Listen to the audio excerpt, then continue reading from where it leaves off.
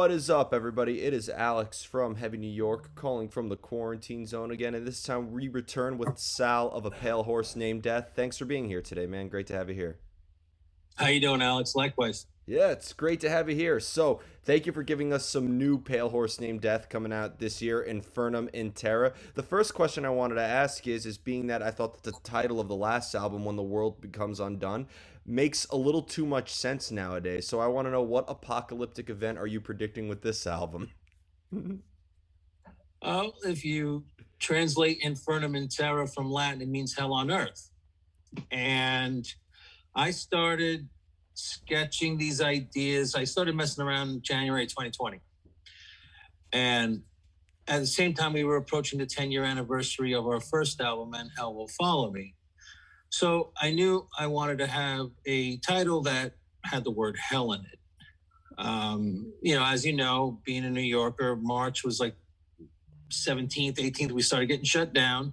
We were told 2 weeks to flatten the curve. And suddenly my kids were stuck home from school. People were losing loved ones.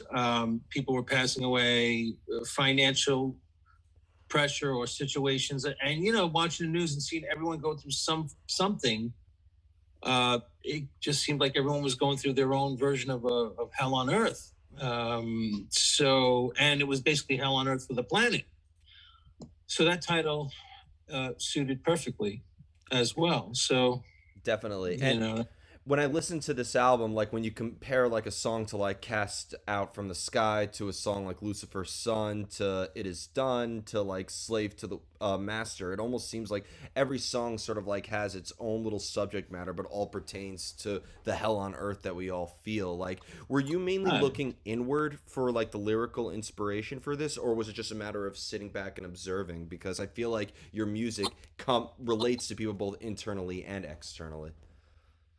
It's both. You're exactly right. It's both. I'll stem off of either an idea in my head, a personal experience, or something that I read, something that I saw. I'm like a sponge. I'm also like a cinematic director or novelist. I can write stories that are not true, maybe, but really elaborate as well. But everything stems from somewhere and from someone's misery or hell. I tried to not focus on every song on this record to be about just depression or woe is me, I'm going to kill myself today. I wanted to touch on some darker subjects that I was looking for that, to do that for the last 3 years. So hence why there's like the story of, the song Cast Out from the Sky is basically the story of Lucifer being sent away from heaven after he was a bit too and competing a bit too much. So I guess God felt the threat and sent him to earth. And it stems along those biblical lines of the whole story like that. I wanted to touch on subjects that really would create a little bit of shock and awe, a little bit of push some buttons. Lucifer's Son is basically the crisis of humanity right now, how we just don't learn at all from the past. And people that are insisting on erasing the past are only destined to repeat it. And all the truth that we do not pay attention to, we repeat the same mistakes. So we're just destined to burn. I just created this thing like, Lucifer's Son, and we're like going into it burning, as humanity. As a group of society. Yeah. People have gotten real nasty in the last couple of years because of this COVID thing and because of politics. So we're only regressing instead of progressing.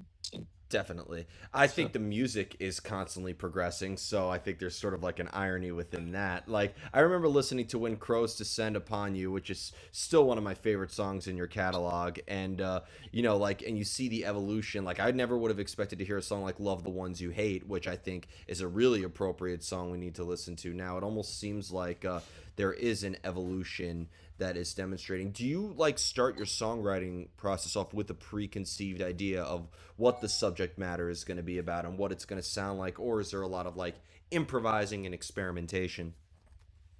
It goes a little bit into the improvising world. For example, like the last song on the record, Reflections of the Dead, like from October to November of 2020, like 4 or 5 songs got written in one shot, and they'll literally fall out of me in 5 minutes. As I'm listening back at the song, I will have like a tiny idea, but then it starts kind of opening itself up to me. It's almost it's not a confirmed like plan. So I'll hear this, I'll be hearing the music, and I'll just like not even use words, but come up with the melody first. I'll be saying like the dumbest stuff on the planet just to get the melody, and the subject matter is invoked by the mood of the song. So if the song is really like Reflections of the Dead, that song is so slow and so doomy that I just started coming up with these words about the story of someone that is manically depressed and suicidal, but has this gift. I said, well, what if this person could see the other side and is enamored by the souls of the dead that he or she sees on the other side? And because this world is so miserable, maybe they want to cross over. And so that turned into this gift that this person had, is like she sees, or he sees, in the video, it's a female. She sees dead visions, and hence the title, Reflections of the Dead. She looks in the water, or she'll look in the sky, and we'll see. And it just turns into a story, a movie. And I kind of look at things in a cinematic way. Yeah. It's really hard to explain. I can envision it in my mind before I actually put it on paper. So, maybe I should look into making a movie one day, because I that's how I see my songs. So the movie's playing out in my head. It's crazy mess inside there. So, and these things just smack me and hit me, and it's a mood thing. And depending on my mood, it's an insane formula that's very hard to put it into words. I can't give you a set plan that I have. Yeah. It just happens that way.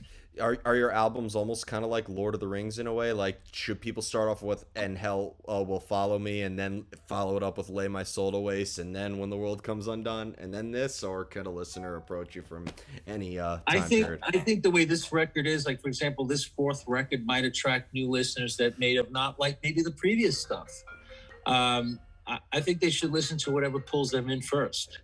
I'm not trying to write some kind of conceptual story that, okay, you got to listen to first through to the end. I did gear, as much as I'm holding on to the roots of the sound. Again, I touched on some more devilish topics, some more darker topics. So that might attract some darker metal fans that may have not been into When the World Becomes Undone, for example. Yeah. So to each his own. Maybe some people might like the first album and this album, which seems to be a lot of people are saying this is the best album to date since the debut, and they're skipping the two in the middle. I don't know. To each his own. I'm not going to tell you what to do. If you like it, great. I'm happy camper. Yeah. Well, I will say, and what's funny is I can't pronounce the song, but one of the final songs off "Lay My Soul to Waste," DMSLT, like that was, I usually tend to listen to that after a long, hard day at work. I feel like the music is like, you have like a song for every type of situation that could be both spiritually or very physically. I think you are able to like touch upon the doom and gloom both very literally and very metaphorically, and very like you could touch upon subject matters like the metaphysical. And I'd imagine, I mean, I can't speak for you, but like I'd imagine that there's a personal element that's incorporated in your sound as well, right? Sure. That acronym means doesn't make sense living anymore. Doesn't make sense living today, right? DMSLT. Doesn't make sense living today. So that's like, waking up, having a shit day, everything's gone wrong. Your lights went out, or something happened, or somebody broke up with you, or you got into a car. It's like shit. And you're like, wow. So that's kind of like what that song was supposed to kind of gear up to. Someone, it's like collar working all the time, and just nothing's going their way, and they're pissed off at the world, and it just doesn't make sense living today because it's just going bad. That should be that. If only that song came out in 1993, that should be the theme song for Michael Douglas's Falling Down. Right? That's a great movie. I love that movie, actually. That's an insane movie, and I can relate to what he went through many times, especially when I lived in a city and was always stuck in traffic. Yeah, absolutely. Yeah, I was thinking, I was stuck in traffic on the other day. And like I was thinking, oh, are you just trying to justify your inflated budgets? And like you just take the rocket launcher and hit the crane with it. Well, you live in Brooklyn still? I You live in down in Brooklyn? I live in Manhattan, but I work in Brooklyn. Oh my God. Yeah, God bless you. yeah. I don't know how you do it. You know the grammar. You couldn't pay me enough money to come down there. I'm so, I'm just, you come up to my house, I'll take you out to eat though. That's what I say. Thank you. Yeah, I live 4 blocks from the Gramercy Theater, so like I'm surrounded by like 6 hospitals, and like I was able to. Oof. I didn't have to look at the news. I just had to look out my window. Jesus. Yeah. But Awful. yep. But it's life. I was listening to When the World Comes Undone as sort of like my apocalyptic soundtrack. Sit there with a beer and watch everything unfold. Mm. So Yeah, funny how that title came out the year before it all went down. I know. There was a lot of bands that made albums that kind of like address subject matter, whether about illness or unrest or anything along those subject matters, and I was just like, man, talk about metal being way ahead of its time. I mean, I didn't want it to be this ahead of its time. Yeah, Prophet of Doom. In order to like get that inspiration, that creative energy, that where you put pen to paper to write a song, does that energy come out of nowhere, or do you almost have like a usual place that you have to go to or to like cultivate your thoughts and let the song sort of write itself? I could be at a red light in my vehicle. I'll start humming some shit. I'm like a jingle master. You can ask my wife and daughters. I torture them. I walk around the house just making up songs all the time, and it could be like the dumbest subjects. I just, over the years, for some reason, I created this ability to be really on the fly, kind of like just on the fly. So I'll spit out lyrics like almost like a rapper. It'll just come out and boom, boom, boom, and I'll go, oh God, I gotta write this down. I have like a book. I have a lyric book, an old composition book that when things come to my mind, I'll jot them down. And same thing with like my phone memo. Like when I pick up my Les Paul or my guitar here, because I'm talking to you from inside the studio, I'll start recording stuff, right? Because I'll forget sometimes. I'll come up with too much stuff for my own good, and I'll forget.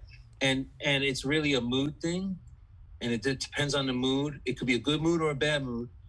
Pick up the guitar, and all of a sudden some crazy riff will come out, and then it'll inspire the next part, and I'll be like, oh my God, I got 3 parts.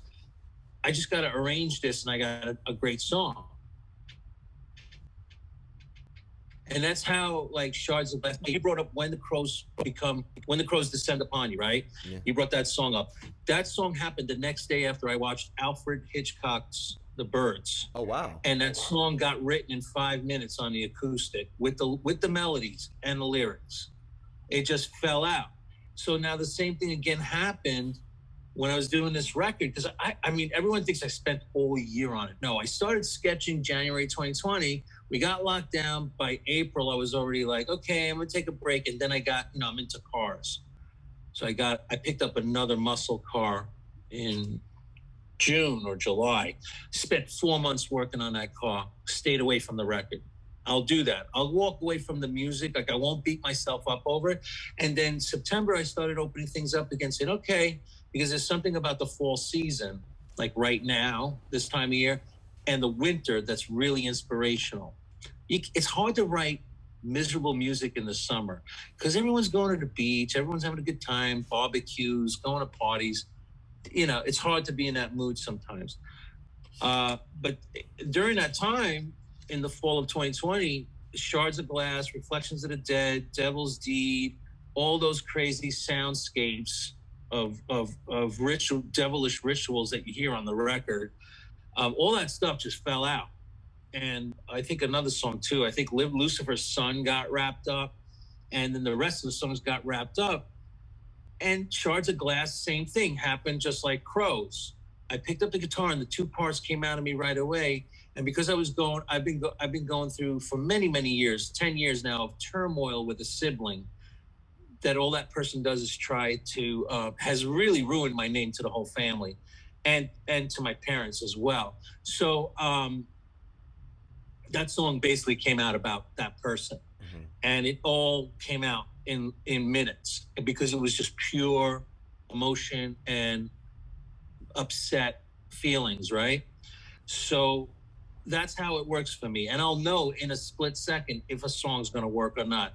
I refuse to be one of these artists that'll sit with a piece of music for a year and beat themselves up like this. I got this one great part. It's going to be a great song, and just be stuck. Yeah. I'll just let it go. I'll just walk away. To me, it had the two or three, at least the verse, chorus, or opening idea should come out in a way together with a rough melody idea, even if you're singing "eeny meeny miny mo" as the words, but the melody, it should all kind of be natural. Nothing should be ever forced. And I learned that through years of experience by being in other bands that would sit in a room for 5 hours trying to force a shitty song. Yeah. Well, you know what I've always like that's something that I've always admired. I think your music, and I think it's also very difficult. You know, one reason why I've always liked hardcore music, for example, right, is like because it's quick, it's to the point, it's fast, it captures a moment. Your music, you thrive on rather relatively long songs, and you still capture that moment. Like when Crows Descend Upon You, I just call it the Doom Bohemian Rhapsody. That's how I look at it. Thank you. Yeah, I've said if Freddie Mercury was miserable, he would have wrote that. But That's awesome. yeah, and like just the way that it sustains a moment. Like I see images when I hear your songs, and then also I wanted to ask you too, is because being a drummer for so many years, calling you the New York Dave Grohl, as I like to say. Do you also think rhythmically as well as melodically when you're writing it as well? Does that? It all happens at once. Yeah. It all happens at once. Well, on all the records, I've always tracked the drums. I've always written the drums because I am a drummer. So same with this record. That's why the pandemic did not affect me from getting the record done. I didn't have to get together with anybody in a room. I just had Joe Taylor and Eddie Heedles FTP me the solos, and that was it. It's kind of been like the hidden secret since the first album, because mind you, the first album was created as a studio project that was never intended to be live anyway. So we were doing everything ourselves already. And Matt Brown, who was my partner at the time, was the producer engineer of those records. And so rhythmically, always everything works rhythmically. How I play guitar is rhythmically. How I approach the guitar, I approach the guitar like a drummer, not like a guitarist. My riffs are very as loose as they are. They're super in time. They're super rhythmic. The picking is every pick has a purpose. So same thing with bass, and I'm very focused on the syntax and syllable placement of the words to fit with the timing and rhythmically, so that's always at the forefront. Absolutely. And I think it's advantageous for me that I was a professional drummer for so many years, because some musicians, like writers or songwriters, don't know how to play drums, for example. So when they come up with music, sometimes it would be in the improper signature sequence to the next part, or it would feel completely not correct theoretically. And I kind of focus on a lot of theory as far as the signatures, everything working correctly. Yeah. That's why the devil's in the details. A lot of people hear it and be like, that's simple. But when you try to actually play it, it's harder than it sounds. It's like the Ramones. It's like they're very simple. Absolutely. They're like very simple songs, but then you see like those patterns incorporated in there. Or Nirvana. Yeah. Nirvana also, right? They have that approach. Sounds real easy. Try playing it. Yeah. Try playing Teen Spirit on the guitar. You know.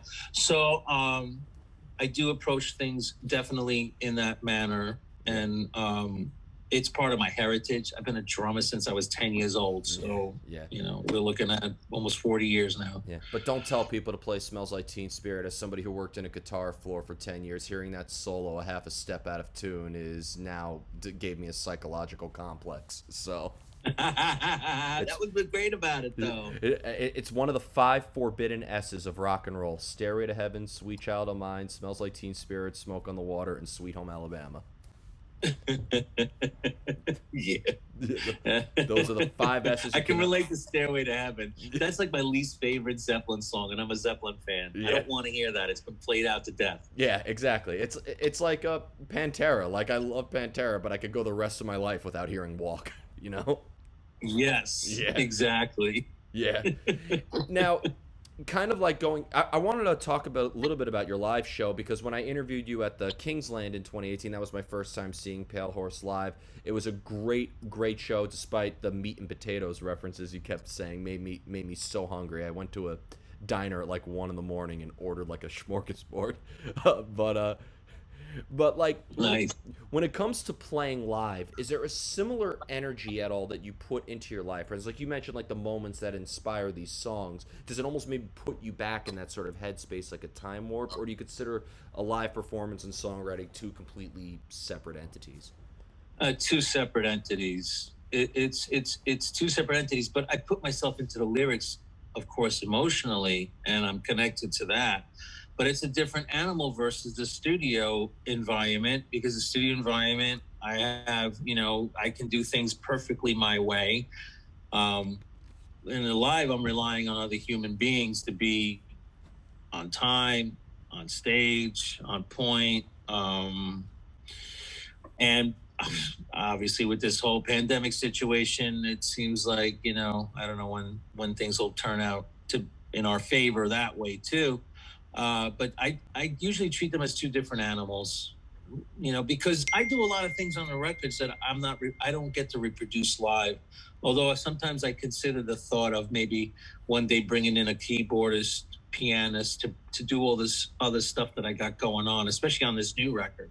There's a lot more piano and instrumentation going on. It would be nice to maybe someday reproduce all of that live.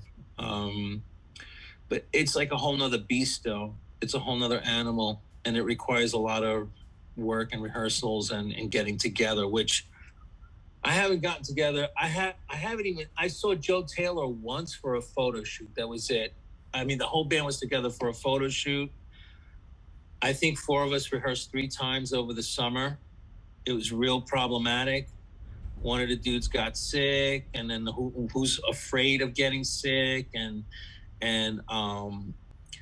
it's so complicated now that it's easier for me to make a record at the moment. Yeah. It really is. It's crazy with the way things are. And who knew when we were hanging out in 2019 that the whole world was going to take a shit on the industry, and shut us down. Everyone's guilty of taking it for granted. Bands playing 24/7 every week. And now that, all of a sudden that had like really stopped for a long time, and we got some trickles going on, but it's still risky business. Yeah. It's definitely risky business. I mean, even if you're vaccinated, you can still get sick. Can you So can you still Go ahead.